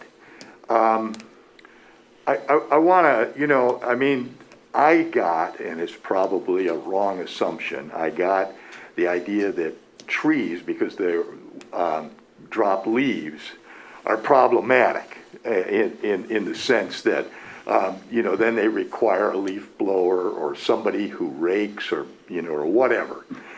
The bottom line is one of the reasons I live in Northwood is because of the trees, because it actually keeps my house cooler in the summer, warmer in the winter, and I believe the trees are good for converting carbon dioxide and making positive impacts on our environment. The reason I mostly came to listen and hear, over the past year or so, they've put fence posts up right against the road. They've had large logs right against the road. And my biggest concern was that that those were dangerous and difficult to deal with. In fact, last year on Columbia, a young man lost control of his car and ran into one of the houses on Columbia near Tom Wolf's house.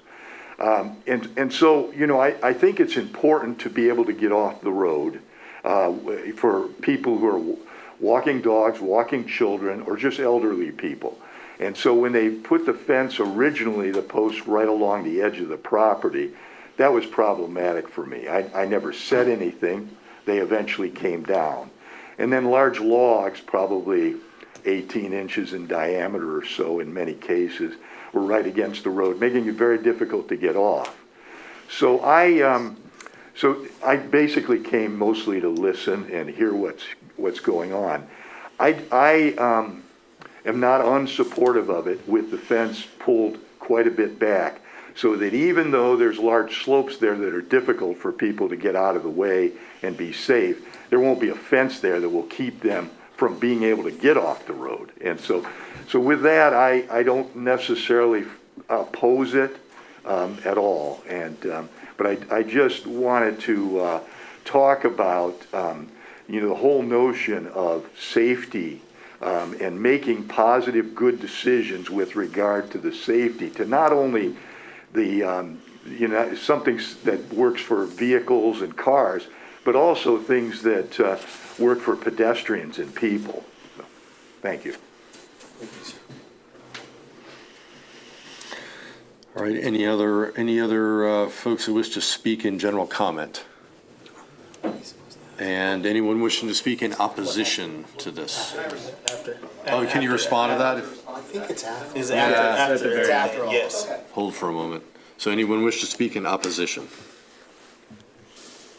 Thank you. I'm John Kopchik. This is my wife, And I'm Shar. Shar. We're neighbors, we're appellants, and What's your address? 4 Orchard Lane. We're the backyard neighbors to them. They're the front neighbors to us. So we have no problem with that. One issue is safety here that I think you all should ask questions. The fence, whether it be 6 feet, 4 feet, or however many feet you're planning, I think it's 6 feet. The note I got was to allow a fence with 1 foot setback where 25 is required. I'm still confused in my mind, you're probably not, as to how far that goes off the road. I think many of the neighbors are concerned with our appellants plotting out their property, and they have the right to do this, I think, with logs and stones completely around that property you saw, not the green line, but right the outer line. It became a tremendous safety issue. I ran my truck twice into your logs that were adjacent right on the road because a car came off of Northwood, off of Columbia into Northwood, and I had to veer to the right. So I'm not still sure where this fence is going. I didn't understand it from the projection. And then you saw the projection that this fence will not only go along Northwood, which is the front of their property, but around the entire property. And I'm not sure of the setback off of Columbia. Is it still 25 foot? So there's Northwood with a setback, and then there's Columbia with a setback. Yeah, And I'm not sure if that's the same or not. Mr. Riggs might be able to address this, but there's like zero, essentially their property goes to the edge of the road on Yes, both Columbia. edges of both roads. So That's it's a actually- strange situation. It's like no right-of-way essentially on Columbia, but there's a very wide right-of-way on Northwood. Right. But can you explain a little bit? Yeah, maybe? so there's a 40-foot right-of-way on Northwood Drive. The road is not in the center of the right-of-way, it's skewed a little bit, actually, so that the road is farther would be the southeast side, so away from 1 Northwood, it's actually skewed to the south. There is a 50-foot right-of-way on Columbia. That's a prescriptive easement, and I don't know how deep you want to go into that. They own to the center of 1 Northwood owns to the center of the road on Columbia, but you take back another 25 feet from the center of the road. That's the city's right-of-way that basically has the same restrictions. You're not allowed to put anything in it. You're not allowed to, you own the property, but you're not allowed to do anything with it. So it's from the half section from their property back 25 feet on Columbia and probably 20-some feet back on, 22 feet probably back on Northwood from the center of the road. So, thank you. I hope I didn't interrupt you. So I'm not sure about the Columbia setback, what they're planning, but I'm here for safety. I don't care what they do.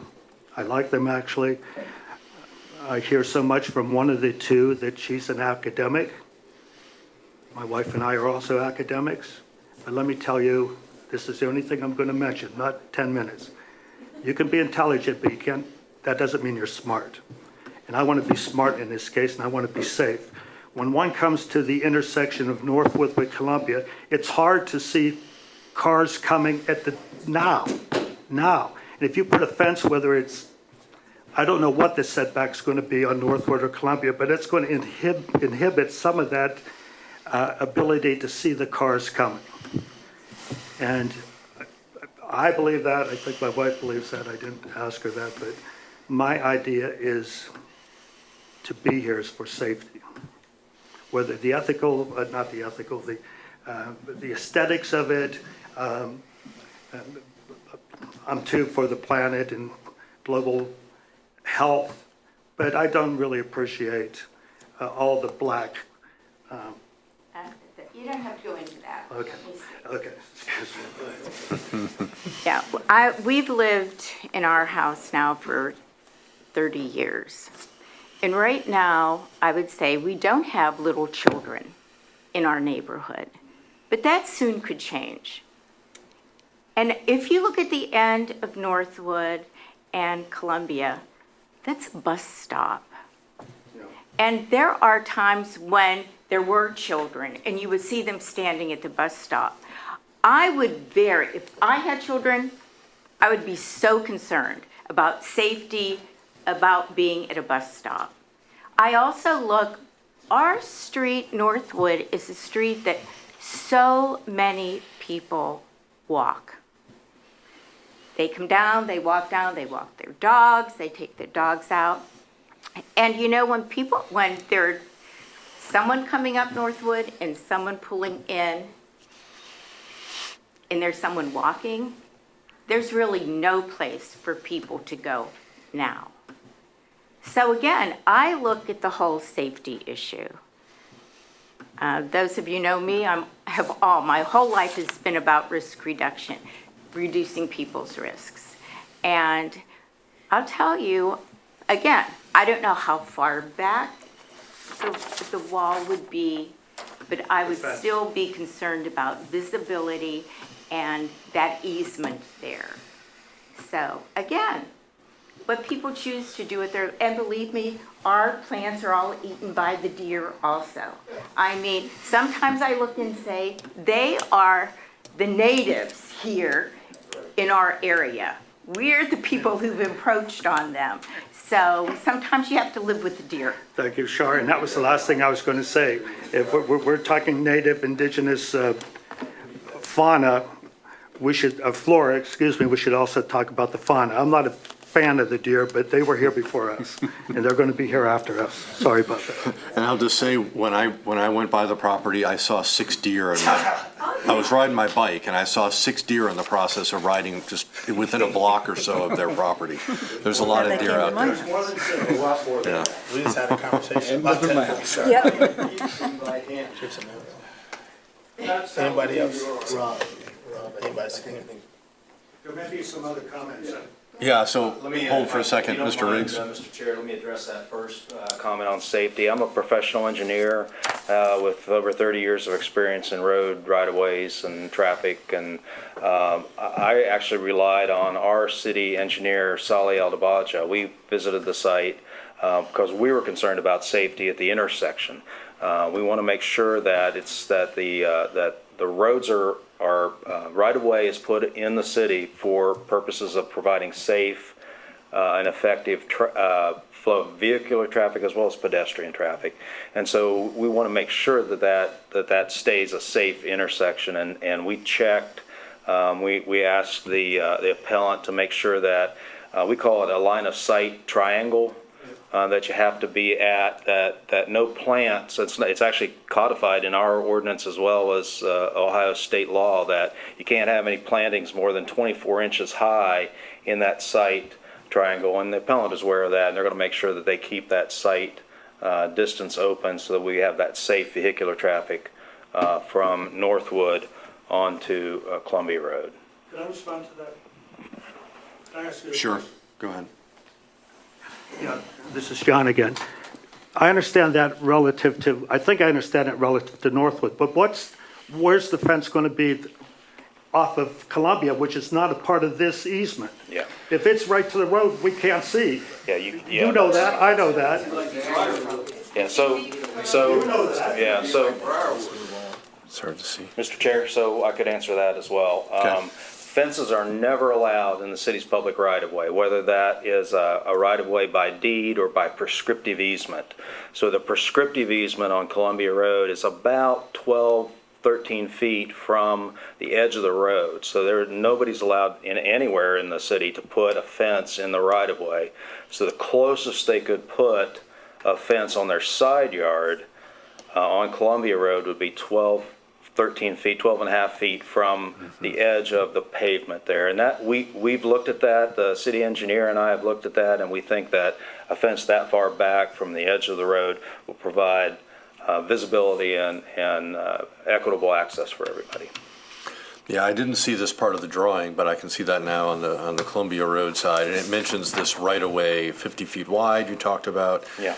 So it's 25 feet from the half section, about 12, 13 feet from the edge of pavement. Yeah, and like you said, even though their property line goes into the road, essentially, there is an easement in place that grants the city the use of the space for a right-of-way. Property owner can only pay taxes on it. They really can't do much else with it, so. That explain a little bit better? So, yeah, it's about as, I appreciate the engineers doing that, but I'd like to be there with you, engineers, and look at it with you, okay? Yes, sir. Because I pull a truck out of there every day, turning from Northwood onto Columbia, and luckily that speed bump is there to slow the cars down. Yeah. And by the way, there are trees growing up that they planted there. Yeah, that's Yeah, what I how said. about those trees? They're not within 12 feet, are they? The trees you planted that are high, they're not 2 feet, they're 20 feet. I don't know how, they're more than 2 feet, let me tell you that. I can't see. I'm telling you, I'm here pleading. I want to be able to see the traffic coming that way. Yeah. So We've I'm got- going to be there the next time you come, if you're all right? Yes, sir. The city engineer and I have a couple ideas on how to improve that intersection, to maybe make it a little more safer. We'll be working on that, in the future. Let's take some trees, though. All right, thank you for your time and your comments.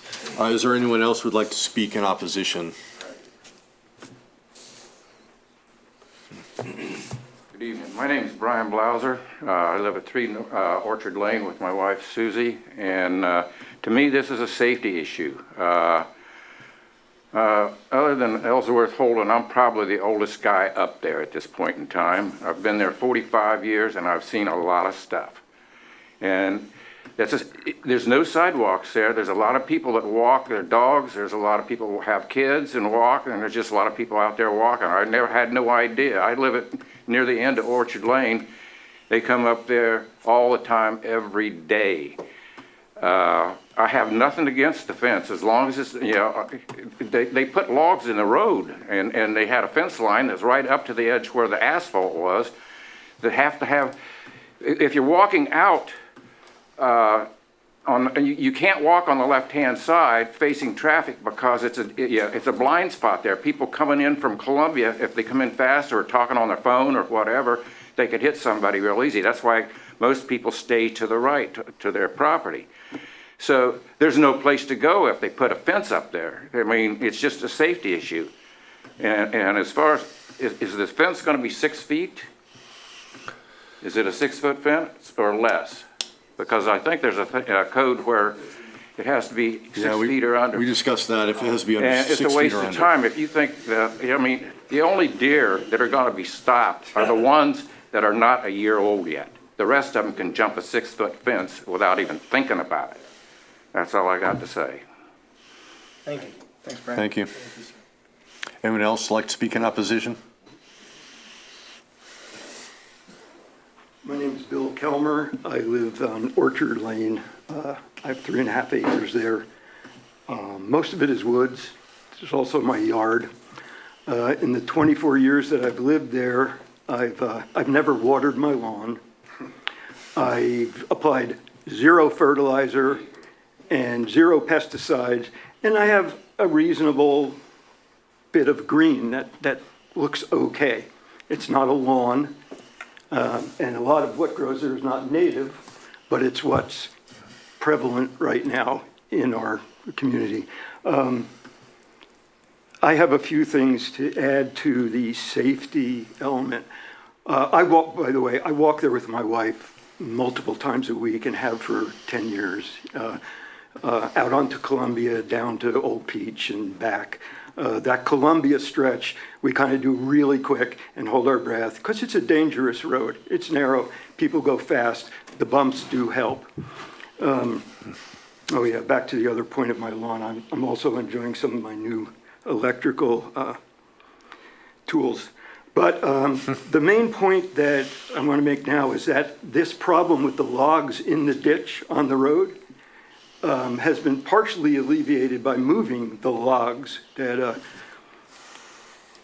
John referred to as about 18 inches, and they're now up on their property, which is fine. But left on the road in the same position, the same line that the logs were in before they were removed, are these, I'd estimate 100-pound chunks of sandstone in the same position. Now the car, if a car hits those, it's going to bounce and bump, and it's also doesn't make it. You have to, if you're going to avoid a car and get off the road, you're going to have to pick a space between these rocks. And yeah, a lot of us up there are older, and even I'm slowing down a bit, and so it's a danger. I'd like to see them remove those rocks for my safety and that of my wife when we walk there. The other thing is there's been a lot of talk in the neighborhood, and it's whatever it is, it doesn't matter. People have opinions.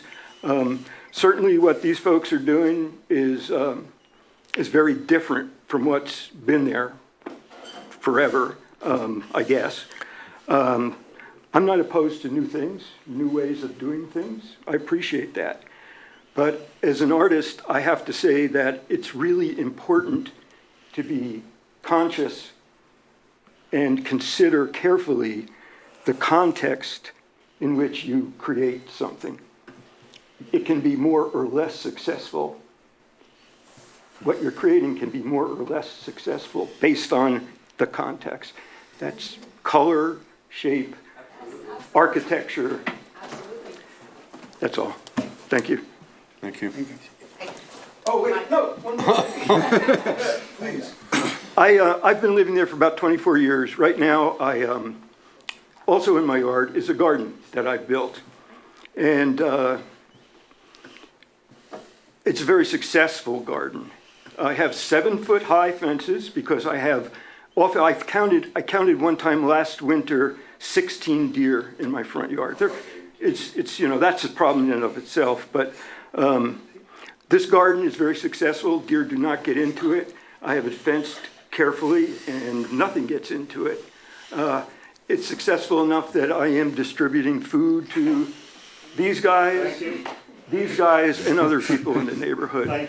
So it can be done and without harming the land. And just as friendly advice, you're not going to beat the deer the way you're approaching it. Yeah. I think you just advocated for a fence. Something, ma'am. I advocate for a out-of-sight, effective, functional fence, which actually So performs. Let's come So to. where's your fence located? Is it in the front or What back? it is, it's a 20-foot by 20-foot square, 7-foot high fences with cattle.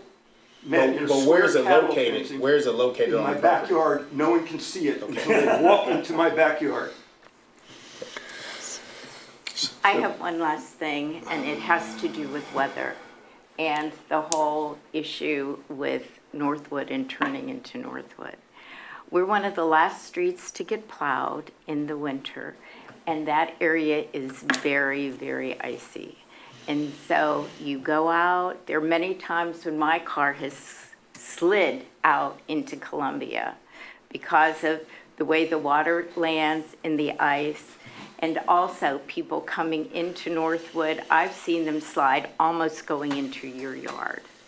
And so that's something else to consider, and that's the safety of that area in the winter. And the snow plows. Thanks. Is there anyone else who'd like to speak in opposition to this case? Hearing none. Okay, where are we? So the appellant, you're allowed to rebut. A couple minutes would be good if you Okay. can hold it. Well, there was a lot of points raised. I think I need to clarify. Can we maybe make one that is very clear, and that is that of all the comments that were made, I think it was striking that none were actually opposing the actual fence that we're here for today. In fact, most of the comments were about safety and about things that we've actually already dealt with. Please, order, please. Let them- Regardless, what we're here for today is the fence. Please direct your comments Yeah, to so us, just to actually. clarify, Please, and so- also, So we again- don't have the interaction, Yeah. and sorry. if everybody could keep. So I Quiet. think what is perhaps in looking at, can you show the slide show? We got the pictures in our. Oh, okay. Just the side thing. I think what maybe, yeah, here we go. So our property is located up on a hill.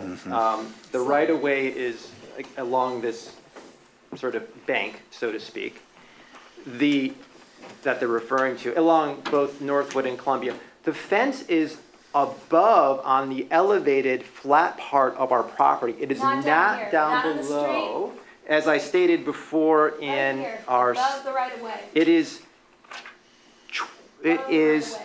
25 feet from the middle of the road, all the way up on top of the bank, on the top level part of our property.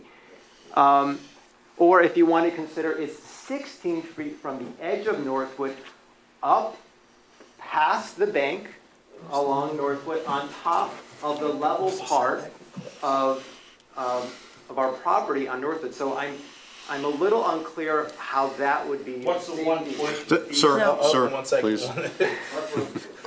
please. Please direct Wait, To maybe us, David, please. can Okay. help us out a little bit? Direct So us. the fence is, again, the concern here is safety of, I appreciate that safety of walking along Northwood. That The doesn't fence apply. is 16 feet from Northwood. 16 feet from the edge of the road, further. on top of on top of the property. It's, likewise with Columbia, it's 50 feet from the right-of-way, 50 feet easily from the right-of-way on Columbia. So again, it's on the top ridge, flat part of our property. It's not down by the road or the slanting part of that embankment. So I'm failing to see where there's a safety issue with having the fence. The fence also, in terms of visibility, we're talking about, again, fence posts that are 18 feet apart with a aluminum wire strand, nothing that would obscure viewing of turning. And they're not in the onto point Columbia. of view way. They're absolutely not in the point of view. And I think, David, if I can discuss there was a discussion about the 1 foot, and I think that's where a lot of our neighbors got confused. Because I think that there was a misunderstanding that we were only going 1 foot from the road, and that's not what's happening. It's So I think it was 16 foot from the I think road it's a edge. misunderstanding of Yeah. where we're putting the fence, which So is you what. need to rewrite this What code. about the rocks? So again, we're not talking about The the rocks. rocks along the edge of the road. I know you are. We need to have order, please. I please. think this appeal is They're- for a They're talking fence. to us now, and you are to be quiet, please. Everyone else I've quiet. discussed and I've removed the logs that were at our property edges, as mentioned, so that's no longer an issue. The rocks at the edge, which again is not a part of this appeal, are We had less than 8 come inches out. high. We've had code enforcement come out. We've complied with whatever they've said in terms of removing that. And we're going to be discussing with Director Riggs some options to make that corner safety. The reason we have these rocks in there at the moment until we find a more permanent solution is because there have been cars, as been mentioned, that have come up and crushed our plants there. So we're trying to just protect our plants in the meantime, but again, we're happy to remove the rocks if our neighbors find that disconcerting. But again, right now, until we find a solution to protect our plants with something that the city can offer, we'll have them there for now until our plants can grow. But we're happy to remove the rocks if that's a big issue for people. But again, those rocks have been already, seen and Yeah. okayed by code enforcement. Yeah. We've had code enforcement come up, we're Yeah. complying with everything. This again is about the fence. This is about the fence, it's not about the rocks. It's also not about the aesthetics, and again, you've heard this from people, I appreciate it, if people want to have lawns, I don't really care, all I'm saying, there's clearly, I think, an issue with a difference in aesthetics. I appreciate people don't like the aesthetics of our place, but Art is in the eye art of is in the eye of the beholder. So, anyway, and it's not the issue, and we shouldn't be discussing the landscaping But it was styles, brought up, so- it's been brought up, but All right. anyway. Sir, Thank- sir, let me say this to everybody. Be quiet. It's the last time I'm saying that. Okay, Not so, enough. Let's move forward. yeah. So I think we I can think rest on that. we can rest on that. Again, Thank you. this is about having a fence 16 feet from the road, 25 feet from the middle of the road, just to protect our vegetables. Thank you. Thank you very much. Thanks for your testimony. So Thanks I to have the a others that question spoke. for Hold Mr. on. Riggs. So at this point, unless somebody has any questions for anybody on the floor, I'm closing the floor. So that means unless you're called on, you're not to talk, okay? Just want to be clear. Got it?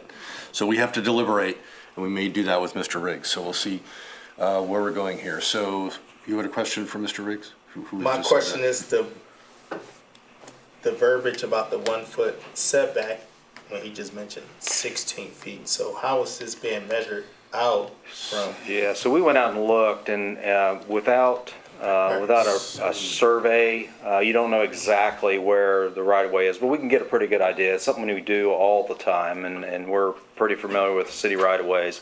Again, being a professional engineer, I've got a lot of surveying experience, so I can go and use that experience to estimate where the property line is. And what we did is we Went out there with, one of my code officers went out and established where he thought the line was, and then wanted the fence to be 1 foot behind that existing right-of-way. So it's outside of the right-of-way by 1 foot, and that's where the 1 foot comes. It's not 1 foot from the edge of the road, it's 1 foot from the existing right-of-way on Northwood Drive.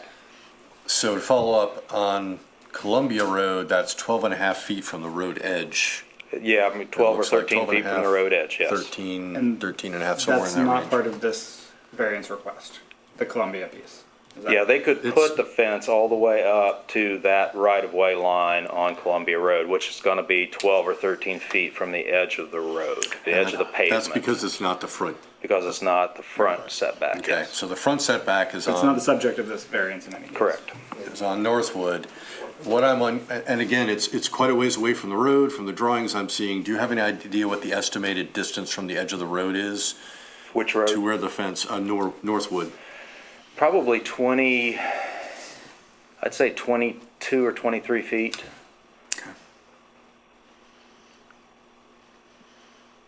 So substantially. Well, no, back actually, from the road. from the edge of the road, it's probably 16, 17 feet from the edge of the road, yeah.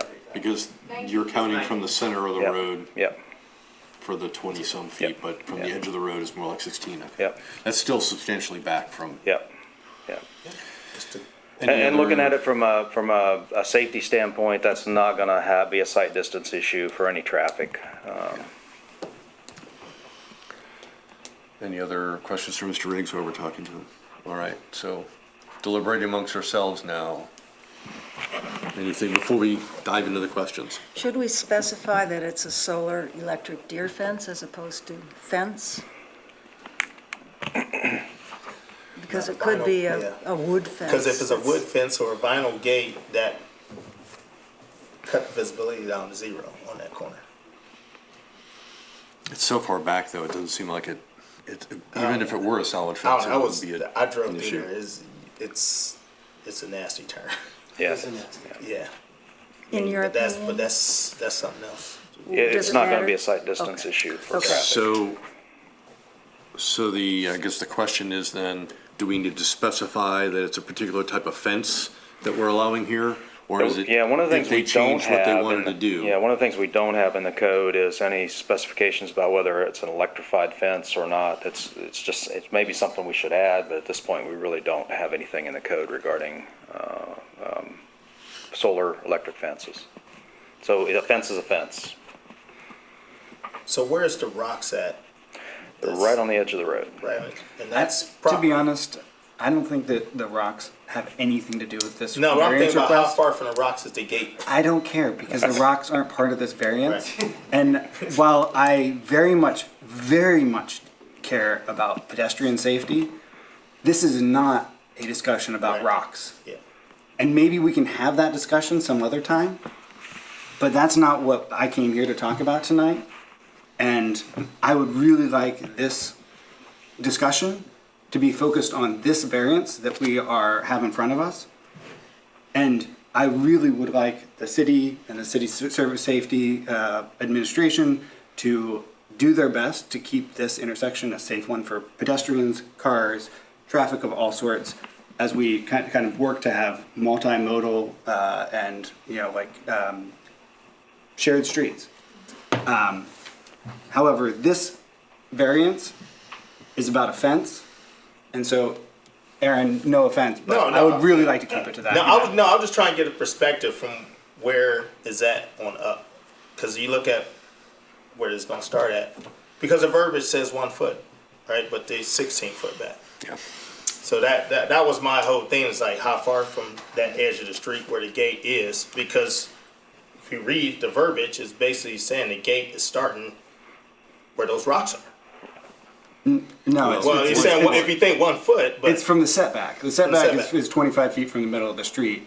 It's, and Right.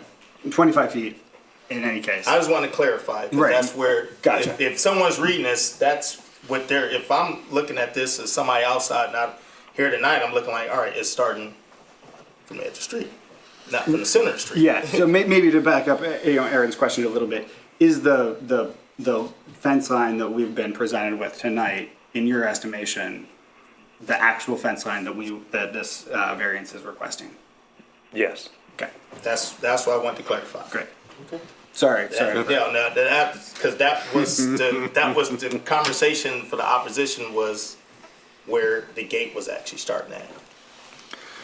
I just wanted to make sure everybody know where it's supposed to start at. All right, so are there exceptional circumstances in this situation?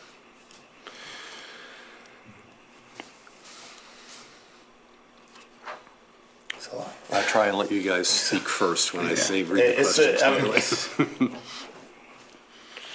So I think that the fact that, one thing that the appellant showed is that if they actually used the setback that was allowed in the front for the fence would be right in front of the house, like at the steps, which I would agree with that. it's definitely a weird situation. It's an exceptional circumstance that they've got with the right-of-way extends very far onto what looks like their property. And so it's deceiving. It also considerably limits what they can do in this property unless we grant this variance, and this fence in particular just wouldn't even be allowed. So I'd say there are exceptional circumstances. Practical difficulty and undue hardship. Literal enforcement of these regulations will result in practical difficulty or undue hardship that is unnecessary to the achievement of public purposes. It's, we have so many people come in with corner lots, and that's the corner lot. We heard another one tonight. I would say that the city code was changed to specifically allow front yard vegetable gardens not so very many years ago. I don't remember exactly how many, but it's been in the last 10 to 12 years. And so if you can't potentially like protect that garden from deer, whether or not this particular mode of attempting to protect that garden from deer will be effective or not is maybe beyond the purview of this board. So I'm hearing a yes, but I'm hearing a sort of a soft yes from this end, but there is practical difficulty and undue hardship. What's your take? Yes, I agree with Ben. Okay. Yeah. Okay. Preservation of equal property rights. Common rights commonly enjoyed by others in the same zone and same vicinity. Man. I think most homes can potentially have a fence that is not directly on the face of the house, given the setback in this case. Yeah, because I see that as something that most people should be able to do. I consider the front of the house is on Northwood and not Columbia, so that's what we Yeah. Yeah, I guess that is a good point, Aaron. If it were If it was rotated on 90 Columbia, it'd be degrees, different. this would not be Right. the same question. Mm-hmm. That's a good point. Okay, you have any comments about that? No. Okay. Minimum variance. So it's 1 foot back from the right-of-way as it is now, so the city didn't suggest a 0 setback for this, but a 1 foot setback. And based on how far back this is from the roadway, 16 feet approximately, it seems like this is a minimal variance to me. Any thoughts? Seems that way to me. That's why I had the question about where the 16 Yeah. feet land at versus where It's the still, pictures kind of show. still way back. Right, that was mine. I mean, we still we run into this a lot with the corner lots. It's kind of one of those things. How about absence of detriment? We've discussed that quite a bit, I think, here, but any, I think there seems like there's some detriment to discuss, but not related to this Yes. variance. So there was detriment discussed, but right, it doesn't seem to affect the situation here. I don't think we've heard any complaints that directly argue against this fence It's, and its position that's being most of proposed the opposition is the safety, which about we're other not. issues? Right. And we did have one statement in support of this as well, that didn't see any issues with the fence as far as safety goes. It just come back to, we run into this a lot with corner lots with gates, especially on the east side.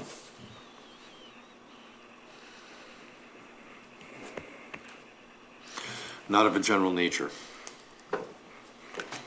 No, it doesn't come up regularly, this sort of request.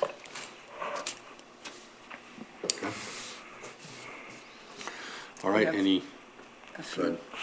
audience things. Well, we close the floor. We close the floor. That's why we can't, that's why we can't Address answer, that. because we close the floor before we deliberate. Unless we have some question for them, they're done. Right. So, Because if he speaks, then the appellant has to. all right. No, I thought it should just be stated. No. Yes, sorry. So, any other comments before we bring this to a vote? We don't have a motion yet, but any other comments before we propose a motion, anything else? I think my general comment is that I think that this is a very real issue. I don't want to dismiss any of the people who spoke, like their opinion, and that particularly pedestrian and traffic safety is something that like our city can improve a ton, and this is it should be a very, very serious issue in front of the city. And And it's a really gnarly turn, right? And Like, it's come anybody to who's us driven multiple this- times for properties on the east side, Yeah. for people wanting gates. And most of them had to keep it low enough, or they couldn't get it because of the right of way and the turn. That's why it's not a lot of gates on the east side, on the corner. All right, would someone like to propose a motion? Question, if we're gonna propose a motion, should we include saying proposed solar electric fence? The type of fence doesn't seem to make a Doesn't matter. difference here. Makes no difference? Okay.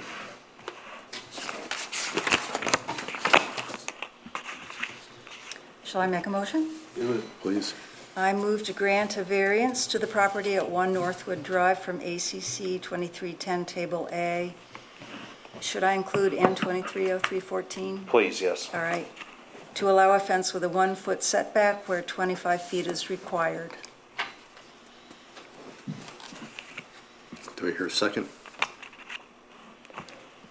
I didn't. As chair, can I second it? I second the motion.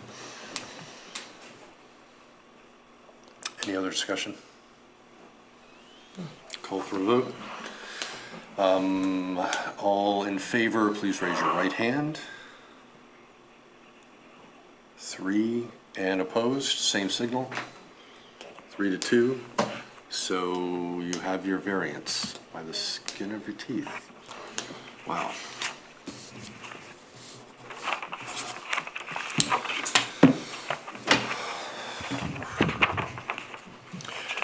Okay, so, other business. We have to approve minutes. Disposition of minutes from August 8th, they're extensive. I didn't read all the details there, but we have, I wasn't how here. many, right, how many were here? I was here. We were here. So was here, 4 yeah. of us were here, so we can pass these minutes. Make a motion to pass the minutes. To accept the minutes, okay? I'll second. Second that. All the, Go ahead and vote. Right hand, all. Okay, good.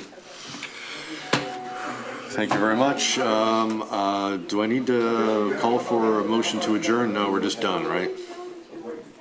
Adjourn the meeting Thank you, Rob. at 9 o'clock. Wow.